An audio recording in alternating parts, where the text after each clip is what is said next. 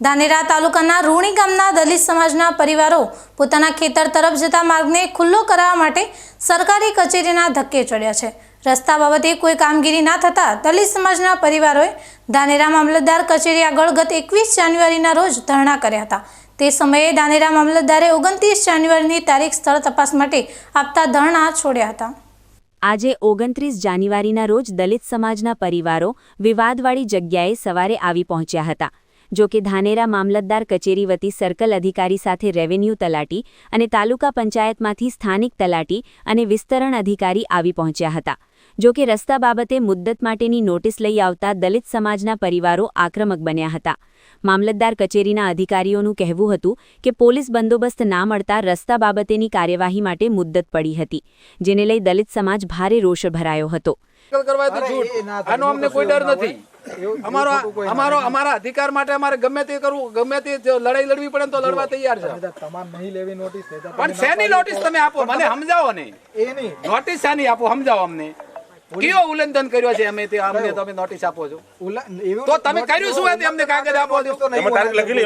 અરે ભાઈ તો તમે કર્યું શું તો અમને નોટિસ આલો, કેમ તમે શું કાર્યવાહી કરી અમને નોટિસ આલો? અમે કઈ અડચણ કરી હતી તમારે અમને નોટિસ આપવાની? તમે સામેવાળાને આપો, જેમને નોટિસ આપવાની એમને આપો, અમને નહીં આપવાની। અને કેટલાય દાડા ખોળે બેવરાઈને રાખશો તો છૂટું કરવું પડશે એમને। આ કઈ જાહેર છું કેવું છું સાહેબ, કેટલાય દાડે રાજકીય ગૌચરમાં વાવેતર કરેલું છે, સરકારની ઓક ફૂટી ગઈ છે, બેવરા બાબત તો છોડો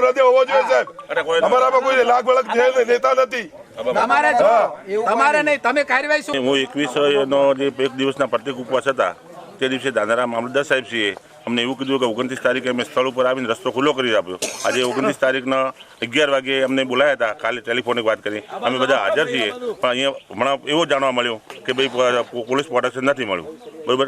જો અમારો રસ્તો ખુલ્લો નહીં થાય તો ફરીથી હું ધાનેરા મામલતદાર કચેરી આગળ ધરણા ઉપર બેસવાનો છું। અને જો ધરણા કરતા જો આ રસ્તો ખુલ્લો નહીં થાય તો છેવટે આત્મવિલોપન પણ કરવા હું તૈયાર છું, બરાબર। મામલતદારશ્રી રાજકારણના દબાણને ઠળાવી, અમે દલિત હોવાના કારણે અમારી પાસે કોઈ રાજકીય નેતા નથી, અમારી પાસે કોઈ રાજકીય મોટો હોદ્દા નથી, એના કારણે મામલતદારશ્રી ધાનેરા રાજકીય દબાણના પૂરેપૂરા આવીને અમારા દલિતોને રસ્તાથી વંચિત રાખે છે। જો સત્વરે આ રસ્તો ખુલ્લો નહીં થાય તો તમામ જવાબદારી જે થશે એ મામલતદાર સાહેબની રહેશે। શું કરી કાર્યવાહી અત્યારે? કશું કોઈ કાર્યવાહી નહીં, અમે નોટિસ આપવા આવ્યા, અમે શેની નોટિસ લા?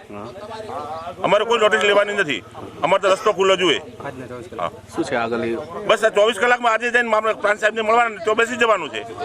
જો લેખિત અમને નહીં મળે તારીખ ભાઈ તો અમે આજે જઈને બેસી જવાના। રૂણી ગામ ખાતે દલિત પરિવારે રસ્તા બાબતે આજે કોઈ કાર્યવાહી ના થતા આક્રમક બનેલા દલિત સમાજના પરિવારો આજે ધાનેરા પ્રાંત અધિકારી સમક્ષ રજૂઆત માટે આવી પહોંચ્યા હતા।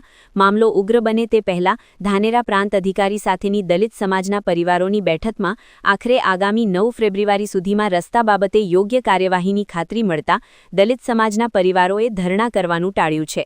હવે જોવાનું એ છે કે આગામી 9 ફેબ્રુઆરીનો દિવસ કોના હકમાં ચુકાદો આપે છે। જો કે હાલ રૂણી ગામના ખેતર તરફ જવાના માર્ગને લઈ દલિત સમાજમાં ભારે રોષ છે।